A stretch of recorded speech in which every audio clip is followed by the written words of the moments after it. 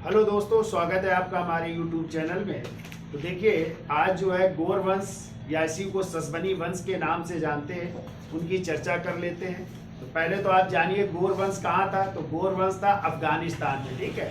और अफगानिस्तान में किनके बीच स्थित था, तो आपको याद रखना है हेरात और गजनी के बीच जो है ये गौर प्रदेश स्थित था, ठीक है। तो हेरात को जो है एक और नाम से जानते हैं, हेरात को एरिया भी कहते हैं। और आप लोगों ने प्राचीन काल में पढ़ा था कि चंद्रगुप्त मौर्य को जो है दहेज में मिला था एरियारा, कोसिया, जेड्रोसिया, पेरीपनिसडाई, 5 प्रांत मिले थे। उन्हीं में से एक प्रांत था हेरात, इसका क्या नाम था, एरिया। और गजनी के बीच ये गौर प्रदेश स्थित था, कहाँ पे, अफगानिस्तान में, ठीक है। पूछा जाए गौर वंश के प्रथम पूर्वज कौन थे, तो गौर वंश के प्रथम पूर्वज थे जुहार। कौन थे, जुहार थे। फिर क्वेश्चन आता है इस वंश का प्रथम स्वतंत्र शासक कौन था, तो इस वंश के प्रथम शासक थे स्वतंत्र मोहम्मद। कौन थे, मोहम्मद थे। और मोहम्मद के बाद फिर उनके पुत्र बने जिनका नाम था कुतुबुद्दीन हसन नाम था, ठीक है। कुतुबुद्दीन हसन के बाद उनके पुत्र बने जिनका टाइम है 1110 से लेकर के 1146 ईस्वी तक, और इनका नाम है इजुद्दीन हुसैन। क्या नाम था, इजुद्दीन हुसैन। और इन्हीं इजुद्दीन हुसैन के 6 पुत्र थे, और उन्हीं 6 पुत्रों में से एक पुत्र था जिसका नाम है इतिहास के पन्नों में अलाउद्दीन हुसैन, ठीक है। और इनके विषय में कहा जाता है कि अलाउद्दीन हुसैन ने गजनी पर आक्रमण किया और पूरी गजनी को इसने क्या कर दिया था, जला दिया था। और जलाने के कारण कहते हैं उसने गजनी को तो जलाया ही, और जो वहां के सुल्तान थे जितनी उनकी कब्रों को भी उसने जला दिया था। सिर्फ महमूद गजनवी की कब्र को छोड़ करके सबकी कब्रों को भी जला दिया था। इसलिए उसे इतिहास में जो है विश्वदाहक या जहां सोज के नाम से जाना जाता है, जिसका अर्थ होता है संसार को जलाने वाला। ये क्वेश्चन कई बार आया है, याद रखिएगा कि जहां सोज के नाम से किस शासक को जाना जाता है, तो आप लोग याद रखेंगे अलाउद्दीन हुसैन।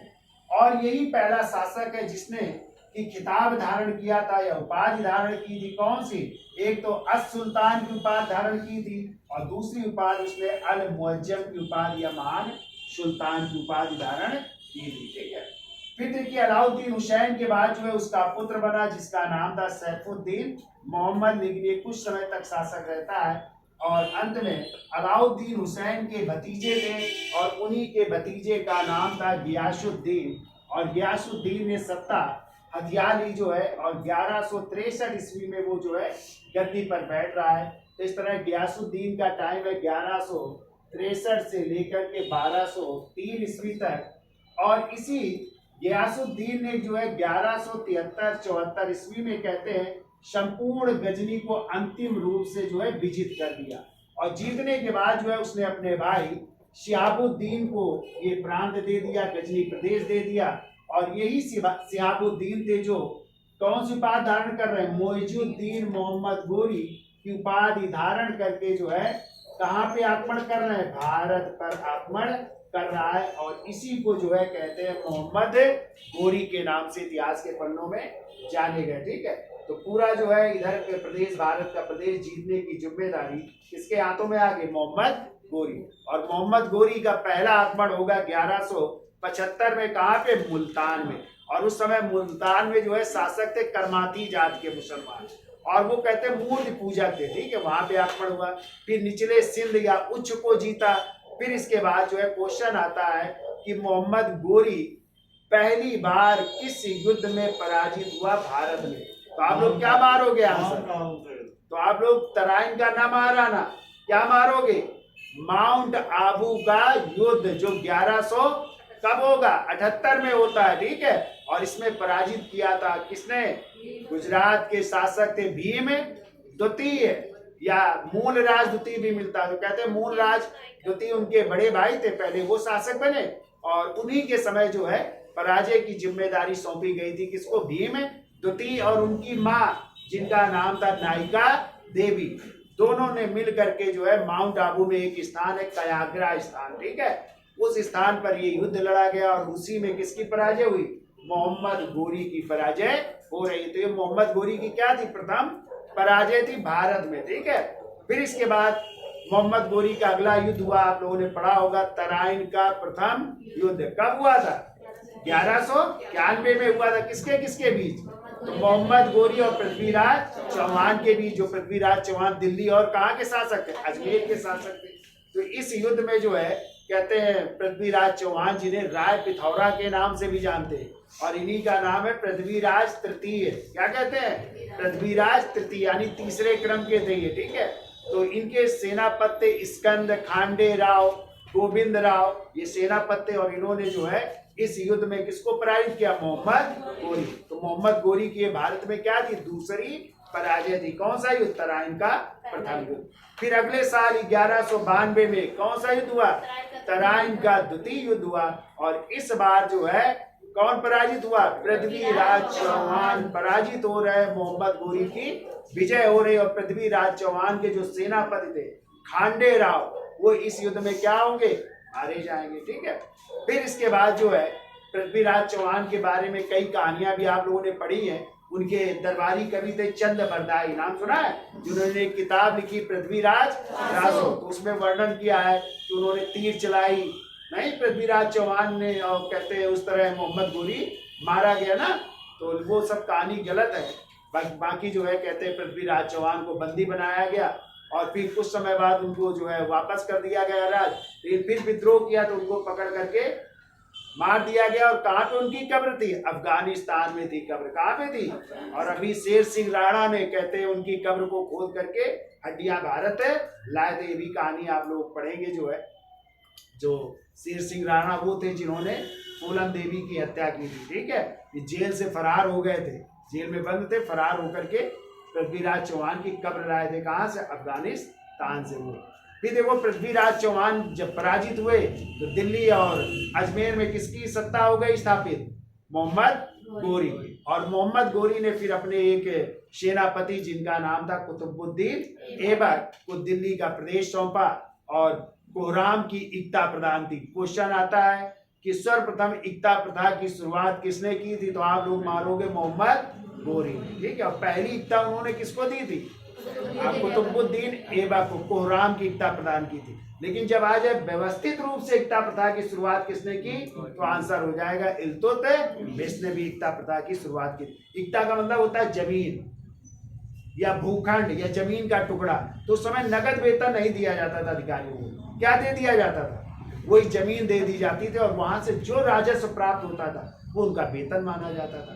तो इक्ता का मतलब समझ गए? जमीन या भूखंड या जमीन का टुकड़ा, ठीक है। और फिर जो है जब वापस चला गया मोहम्मद गोरी, तभी कुतुबुद्दीन ऐबक ने कई और प्रांतों को जीता था, जैसे हांसी, मेरठ, कोइल, कोइल का मतलब अलीगढ़ आज का, ठीक है। ये सब प्रदेश जीते। और तभी जो है ऐबक ने भारत में एक मस्जिद का निर्माण करवाया 1194 ईस्वी में, ठीक है। जब वो दिल्ली का इक्तादार था तब उसने जो है कौन सी मस्जिद बनवाई? कुब्बत उल इस्लाम मस्जिद का निर्माण करवाया। कब? 1194 ईस्वी में। और कुब्बत उल इस्लाम मस्जिद का निर्माण उन्होंने करवाया था विष्णु और जैन मंदिरों को तोड़वा करके, ठीक है। फिर इसके बाद 1196 में फिर उन्होंने एक इमारत बनवाई ऐबक ने, और वो थी अजमेर में, और उसी का नाम है 2.5 दिन का झोपड़ा, या 2.5 दिन का झोपड़ा भी कहते हैं, ठीक है। यहाँ पे पहले था संस्कृत विद्यालय, क्या था? और उस संस्कृत विद्यालय को बनवाया था विग्रहराज चतुर्थ या बीशल देव ने, ठीक है। और उसी में उनकी एक नाटिका लिखी थी हरिकेल नाटिका, उसके कुछ अंश भी उसमें खुदे हुए हैं, ठीक है। तो उसको जो है करवाने का कार्य कहते हैं 2.5 दिन में बन करके तैयार हुई, तो उसका नाम ही पड़ गया 2.5 या 2.5 दिन का झोपड़ा, जो कहाँ पे है? अजमेर, ठीक है। फिर इसके बाद कहते हैं ऐबक ने कुछ सत्ता और साम्राज्य का विस्तार किया। और फिर इसके बाद गोरी का फिर आक्रमण होगा 1194 ईस्वी में, और वही होगा चंदावर का युद्ध। और चंदावर के युद्ध में वो पराजित करेंगे कन्नौज के गहड़वाल वंश के राजा किसको? जयचंद को। तो जयचंद पराजित हो जाएगा, और जयचंद इस तरह कन्नौज पर भी मोहम्मद गोरी का अधिकार हो जाएगा, ठीक है। फिर इसके बाद जो है मोहम्मद गोरी वापस लौट जाता है, भारतीय प्रदेशों की सत्ता ऐबक संभालते हैं। तो कई गुलाम थे मोहम्मद गोरी के, जिनमें से थे ताजुद्दीन यल्दौज, नसीरुद्दीन कुबाचा, और मोहम्मद बिन बख्तियार खिलजी, और कुतुबुद्दीन ऐबक। अब जो है यही मोहम्मद बिन बख्तियार खिलजी था जिसने 1202 ईस्वी में बंगाल पर आक्रमण किया और बंगाल अभियान में उसने जो है कौन से विश्वविद्यालय नष्ट किए थे? नालंदा विश्वविद्यालय को और विक्रमशिला विश्वविद्यालय जिसकी स्थापना की थी धर्मपाल ने, और नालंदा विश्वविद्यालय की स्थापना कुमार गुप्त महेंद्रादित्य ने। ठीक है, तो इनको नष्ट कर दिया था। और कहते उस समय बंगाल के शासक थे कौन? लक्ष्मण सेन, सेन वंश के राजा थे लक्ष्मण सेन, और इन्हीं लक्ष्मण सेन के दरबार में रहते थे गीत गोविंद के रचयिता जयदेव। पढ़ेंगे आप जब लोग, तो सेन वंश के राजा थे। तो कहते लक्ष्मण सेन के बारे में जो है जो विद्वान थे, पंडित थे, उन्होंने कहा आप कोई यज्ञ करिए, तो यज्ञ करने से जो है आक्रमण नहीं होगा या आक्रमण विफल हो जाएगा। तो कहते हैं वो उस समय कौन सा यज्ञ कर रहे थे? इंद्र महायज्ञ लक्ष्मण सेन कर रहे थे कि आक्रमण नहीं करेंगे। लेकिन आया बख्तियार खिलजी, उसने जो है आक्रमण किया तो भाग करके अपनी राजधानी को छोड़ करके भागना पड़ा। ठीक है, कहीं यज्ञ करने से कोई आक्रमण रोक देगा? कहीं कुछ नहीं। ठीक है, बाकी आस्था होनी चाहिए, वो ठीक है। तो आया वो लूटा और जो है सबको जला दिया, विक्रमशिला विश्वविद्यालय, नालंदा विश्वविद्यालय, सबको जला करके चला गया। फिर देखिए मोहम्मद गोरी का यदि पूछा जाए अंतिम अभियान, तो उसने जो है अंतिम युद्ध हुआ था अंध-खुंद का युद्ध। कब? 1205 ईस्वी में हुआ था। ख्वारिज़्म शाह से युद्ध हुआ जिसमें कि फिर जो है मोहम्मद गोरी पराजित हुआ था। तो 1205 में अंध-खुंद के युद्ध में भी पराजित हुआ था। ठीक है, फिर इसके बाद जो है कहते खुखरों से भी युद्ध हुआ, और कहते जब खुखरों से युद्ध लड़ रहा था मोहम्मद गोरी, तभी उसकी सहायता की थी इल्तुतमिश ने सहायता की थी। तभी जो है उसने ऐबक से कहा था, चूंकि इल्तुतमिश किसके गुलाम थे? तो खुद्दीन ऐबक ने खरीदा था ना, तो ऐबक से कहा था इसको जो है दास्ता से क्या कर दीजिए? मुक्त कर दीजिए। तो कहते हैं मोहम्मद गोरी के कहने पर ही जो है ऐबक ने इल्तुतमिश को दास्ता से मुक्त कर दिया था उसी समय 1206 के लगभग आए। और जबकि ऐबक कब हुए? बाद में हुए। ठीक है, ऐबक को बाद में जो है मोहम्मद गोरी के जो उत्तराधिकारी थे गियासुद्दीन, उन्होंने दास्ता से मुक्त किया था। लेकिन इल्तुतमिश पहले दास्ता से मुक्त हो गए थे किसके कहने पर? इसी मोहम्मद गोरी के कहने पर। ठीक है, ये कहते 1206 में मोहम्मद गोरी जब खुखरों के विरुद्ध अभियान से वापस लौट रहा था, तो रास्ते में नमाज पढ़ रहे थे, तो कहते कुछ खुखरों ने जो है इनकी क्या कर दी? हत्या कर दी। ठीक है, और 1206 में क्या हो जाती? उनकी मृत्यु हो जाती है। एक क्वेश्चन और आता है कि मोहम्मद गोरी के समय एक सूफी संत आए थे। कौन आए थे, बता सकते हैं आप लोग? ख्वाजा मोइनुद्दीन चिश्ती भी इन्हीं के साथ आए थे भारत। और कहाँ पे बस गए थे? अजमेर में बस गए थे, और वहीं पे उन्होंने अपना दरगाह मतलब रहना शुरू कर दिया, और वहीं पे उनकी मृत्यु हो गई। तो उनकी जो दरगाह है आज किस नाम से जानी जाती? ख्वाजा साहब के नाम से जानी, अजमेर शरीफ के नाम से जानी जाती। तो ये भी क्वेश्चन आता है, किसके साथ आए थे वो? मोहम्मद गोरी के साथ आए थे। चिश्ती संप्रदाय की यहाँ पे स्थापना की थी, और इसी चिश्ती संप्रदाय के संत हुए हैं कौन? कुतुबुद्दीन बख्तियार काकी, जिसकी स्मृति में ऐबक ने किसकी नींव डाली थी? कुतुब मीनार की नींव डाली थी। तो ध्यान रखिएगा, अपने नाम से नहीं डाली थी। जो सोचो ऐबक नाम था उनका कुतुबुद्दीन ऐबक, तो अपने नाम से डाली थी, बल्कि वही सूफी संत थे कुतुबुद्दीन बख्तियार काकी की स्मृति में नींव तो डाली, लेकिन पूरा नहीं करवा पाए। तो किसने पूरा करवाया था? उनके दामाद थे ना इल्तुतमिश, तो दामाद इल्तुतमिश ने पूरा करवाया। फिर कहते हैं कि फिरोज शाह तुगलक के समय पहले ये 4 मंजिल की थी, तो चौथी मंजिल में बिजली गिर गई तो टूट जाती है, तो फिर जो है उसको 2 मंजिल में करवा दिया था फिरोज शाह तुगलक। और फिर सिकंदर लोदी ने भी इसका पुनर्निर्माण करवाया था, थोड़ा टूट फूट गई थी। ठीक है, तो वो भी कहानी पढ़ेगी। अब एक और क्वेश्चन आता है कि मोहम्मद गोरी ने किस आकृति के सिक्के चलाए थे, पता है? तो लक्ष्मी की आकृति के सिक्के, किसके? देवी लक्ष्मी की आकृति के सिक्के चलाने वाला भी सुल्तान कौन है? मोहम्मद गोरी है। ठीक है, तो ये भी आप सब जानिए। ठीक है, तो अब हम डिटेल में चर्चा कर लेते हैं मोहम्मद गोरी की, तो आप लिखते भी चलिएगा, हम समझाते रहेंगे। ठीक है, तो ऐसे कहानी पढ़नी है, तो इसका स्क्रीनशॉट ले लो और आगे चलते हैं। हेडिंग डाल लीजिए मोहम्मद गोरी। तो देखिए, तो अगला जो है शासक है मोहम्मद गोरी, और मोहम्मद गोरी का टाइम है 1173 से 1206 ईस्वी। ठीक है, मोहम्मद गोरी के देखिए कई सारे नाम हैं। तो पहला नाम लिखिए आप लोग मोहम्मद बिन शाम है, लिखिए मोहम्मद बिन शाम। तो एक मोहम्मद बिन कासिम भी थे हैं, ये है मोहम्मद बिन शाम। और मोहम्मद बिन कासिम अरब आक्रमणकारी थे प्रथम है। और एक थे महमूद गजनवी, वो प्रथम तुर्क है। वैसे तो सुबक्तगीन थे, सुबक्तगीन ना हो तो उनके बेटे महमूद गजनवी। दूसरा एक और नाम लिखो मोइजुद्दीन, मोइजुद्दीन भी कहते हैं, ठीक है। तीसरा नाम लिखो शिहाबुद्दीन, शिहाबुद्दीन भी कहते हैं। शिहाबुद्दीन मोहम्मद गोरी भी पूरा नाम था, ठीक है। कभी कभी सिंगल नाम ऐसे ही दे देते हैं। चौथा नाम लिखो जंगी, ये नाम दिया था उनकी माँ ने, ठीक है, माँ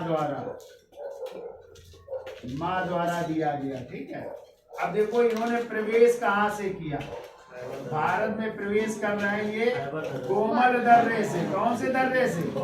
हाँ, जबकि सुबक्तगीन और महमूद गजनवी ने किस दर्रे से? हाँ, वो खैबर दर्रे से उन्होंने प्रवेश किया था और इन्होंने गोमल दर्रे से प्रवेश किया था, ठीक है। अब देखो ये कहाँ के थे, निवास लिख लो, निवास स्थान इनका। तो ये आए थे पूर्वी ईरान से, ठीक है, पूर्वी ईरान से, पूर्वी ईरान से आए। और कहते हैं महमूद गजनवी की जो है अधीनता स्वीकार करके ये शासन करने लगे हैं गोर प्रदेश में, ठीक है। और इनका वंश लिख लो, वैसे तो गोर वंश भी कहते हैं लेकिन मेन वंश याद रखिएगा ये ससबनी वंश के थे, लिख लो ससबनी वंश। तो गोर वंश या ससबनी वंश भी कह सकते हैं इनको, ससबनी वंश के थे, ठीक। अब देखिए मोहम्मद गोरी के आक्रमण हेडिंग डाल लीजिए, आक्रमण, यही आपको याद रखना है। पहला आक्रमण लिखिए 1175 ईस्वी में, 1175 ईस्वी में मुल्तान में प्रथम आक्रमण, ठीक है। और किस पर किया तो लिख लो करमाती जाति के मुसलमानों पर, करमाती जाति के मुसलमान शासक। और ये जो करमाती जात के मुसलमान शासक थे ये मूर्ति पूजक थे, ठीक है, मूर्तियों की पूजा किया करते थे, तो मूर्ति पूजक, ये भी लिख लीजिएगा। फिर को दूसरा आक्रमण 1176 ईस्वी में, 1176 ईस्वी में इन्होंने किया था उच्च तथा निचले सिंध पर, उच्च का इलाका तथा निचले सिंध पर, निचले सिंध पर आक्रमण किया, ठीक है, वो जीता था। फिर आइए 1178, 1178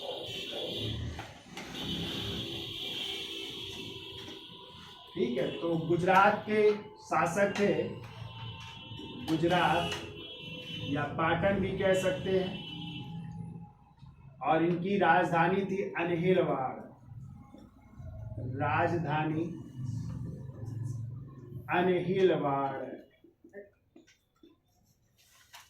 मार्क कर लीजिए, अनहिलवाड़ है राजधानी, याद रखिएगा। जैसे हमने पीछे पढ़ाया था, किसकी थी बताइए जरा, राजधानी जो है उद्भानपुर किसकी थी? तो हिंदू शाही राजवंश जयपाल की राजधानी थी ना, वह हिंद या उद्भानपुर। तो ऐसे ये राजधानी अनहिलवाड़ थी है। और यहाँ के शासक लिखिए,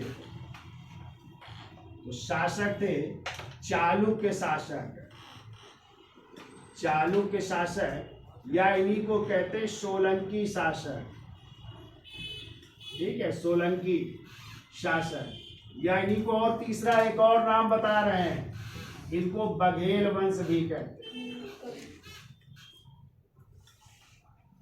ठीक है, तो 3 नामों से जानते हैं, चालुक्य, सोलंकी या बघेल शासक। ठीक है, तीनों आ जाए। किसी ने कमेंट किया था कि चालुक्य और सोलंकी क्या एक है, तो ये दोनों एक है। चालुक्यों की कई शाखाएं थी, तो जिन्होंने भी कमेंट किया था उनको हम बता देते हैं। चालुक्यों की कई शाखाएं थी और जो मेन चालुक थे वो बादामी के चालुक थे। ठीक है, और बादामी कहाँ पड़ता है? कर्नाटक। और उस वंश के शासक थे पुलकेशिन प्रथम, और इसी वंश का शासक हुआ है पुलकेशिन द्वितीय, जिसने जो है नर्मदा नदी के तट पर किसको? हर्षवर्धन को पराजित किया था, जिसकी जानकारी हमें रवि कीर्त की एहोल प्रशस्ति से मिलती है कि हर्षवर्धन किससे पराजित हुए थे? बादामी के चालुक्य शासक पुलकेशिन द्वितीय। तो उन्हीं की भी शाखा थी जो कहाँ पे बस गए थे? गुजरात में बस गए थे। ठीक है, और तीसरा याद रखिएगा, एक चालुक्य वंश और था, उसे कहते वेंगी के चालुक या कल्याणी के चालुक्य कहलाते हैं। ठीक है, तो वो तीसरी शाखा है। और उसी वंश का एक महान राजा हुआ है विक्रमादित्य खष्ट, और इसी विक्रमादित्य खष्ट ने एक संवत चलाया था, चालुक्य विक्रम संवत। ठीक है, जिसकी डेट है 1076 ईस्वी। ठीक है, और उसी के दरबार में रहते थे, विक्रमादित्य खष्ट के दरबार में। आप लोगों ने मिताक्षरा पुस्तक सुनी है, और मिताक्षरा के लेखक है विज्ञानेश्वर। ठीक है, तो विज्ञानेश्वर रहते थे, और दूसरे रहते थे, आप लोगों ने नाम सुना है बिल्हड़ का, नाम सुना है? और बिल्हड़ की किताब है विक्रमांक देव चरित। ये उसी बेंगी के चालुक्य विक्रमादित्य खष्ट के दरबार में रहते थे। ठीक है, 6वें नंबर के थे विक्रमादित्य, उनके दरबार में। तो इस तरह चालुक वंश 3 जगह भैया, बादामी के चालुक, गुजरात या पाटन या अनिर्वाड़ के चालुक्य, और तीसरा हमने बताया बेंगी या कल्याणी के चालुक। ठीक है, इसलिए इनको चालुक वंश भी कह सकते हैं, सोलंकी वंश भी कह सकते हैं, और बघेल वंश भी कह सकते हैं। 3 नाम है। ठीक है, तो आप कंफ्यूज, जो जिनको डाउट है तो उनको बता देते हैं, इसको चालुक वंश भी कहते हैं, सोलंकी वंश और बघेल वंश भी कहते हैं। ठीक है, तो अच्छी किताबें पढ़िए। और ठीक है, चलिए, तो यहाँ के शासक कौन है? यहाँ के शासक जो है, नाम मिलता है मूलराज द्वितीय। कौन थे? मूलराज द्वितीय। और इन्हीं मूलराज द्वितीय को ही कहते हैं भीम द्वितीय। मूलराज द्वितीय थे, लेकिन ज्यादातर इतिहासकार मानते हैं कि मूलराज द्वितीय भीम द्वितीय के बड़े भाई थे। ठीक है, भीम द्वितीय के क्या थे? बड़े भाई थे मूलराज द्वितीय, और भीम द्वितीय छोटे भाई थे, लेकिन कहते राजा ये थे, लेकिन सेना इनके नेतृत्व में गई। तो भीम द्वितीय, और भीम द्वितीय की माँ थी, और इनकी माँ का नाम था नायिका देवी। क्या नाम था? नायिका देवी के नेतृत्व में युद्ध हो रहा है, और इसी युद्ध को कहते हैं माउंट आबू का युद्ध। तो माउंट आबू का युद्ध हो रहा है, और ये माउंट आबू का युद्ध कब हो रहा है? तो 1178 ईस्वी में हो रहा है भैया। ठीक है, और इसी को एक और नाम से जानते हैं, कहते हैं ये स्थान था माउंट आबू में कयाग्रा नामक स्थान। ठीक है, इसे कयाग्रा का युद्ध भी कह सकते हैं। ठीक है, और इसी युद्ध में भीम द्वितीय और उनकी मां नायिका देवी ने किसको पराजित किया? मोहम्मद गोरी को पराजित किया था। तो ये मोहम्मद गोरी की भारत में क्या थी? प्रथम पराजय थी। ठीक है, तो मोहम्मद गोरी क्या हो रहे हैं? पराजित हो रहे हैं। तो ये प्रथम पराजय है मोहम्मद गोरी की। किस युद्ध में? माउंट आबू के युद्ध में, जिसमें किसने पराजित किया? भीम द्वितीय और उनकी मां नायिका देवी ने। किस युद्ध में? या तो आबू का युद्ध मिलेगा, या माउंट आबू का युद्ध मिलेगा, या कयाग्रा का युद्ध भी आ सकता है। ठीक है, कब हुआ? 1178 ईस्वी में। और किसने पराजित किया? भीम द्वितीय और उनकी मां नायिका देवी ने। किसको? मोहम्मद गोरी। ठीक है, तो चलिए हम बोल देते हैं पूरा, बाकी लिखना ये है आपको। तो लिखो, इसको पॉज कर दो, पॉज करना, तो याद हो जाएगा भाई। 1178 में कहाँ के? गुजरात या पाटन, या राजधानी क्या थी? अनिलवाड़ के शासक, चालुक्य शासक, या सोलंकी शासक, या बघेल वंश के शासक मूलराज द्वितीय और उनके भाई कौन थे? भीम द्वितीय और उनकी मां नायिका देवी ने मिलकर के कौन सा युद्ध? माउंट आबू का युद्ध। 1178 ईस्वी में हो रहा है। इसी को आबू का युद्ध भी कह सकते हैं, आबू पर्वत का युद्ध, या इसी को कयांद्रा का युद्ध भी कह सकते हैं। और इसी में भीम द्वितीय और उनकी मां ने किसको पराजित किया? मोहम्मद गोरी को। और ये मोहम्मद गोरी की बाद में प्रथम पराजय।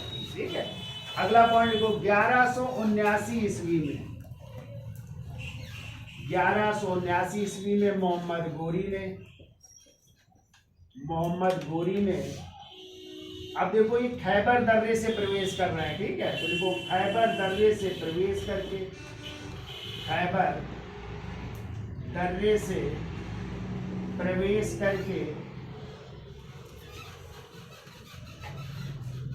करके पंजाब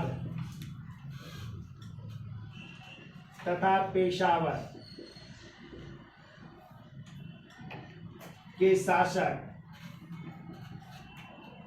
यहाँ के शासक थे, और कहते हैं ये गजनी वंश के ही शासक थे, उन्हीं का बेटा था जो यहाँ पे शासन कर रहा था। ठीक है, तो उसका नाम है खुसरो खां।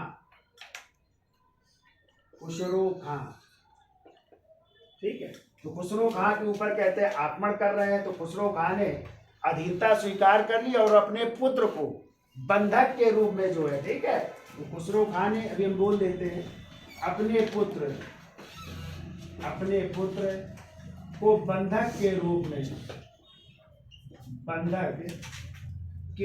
में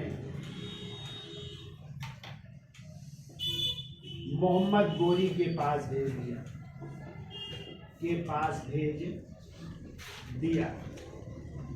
तो देखिए, मोहम्मद गोरी ने खैबर दर्रे से प्रवेश कर पेशावर और पंजाब को जीता, और यहाँ गजनी वंश के शासक बहराम शाह के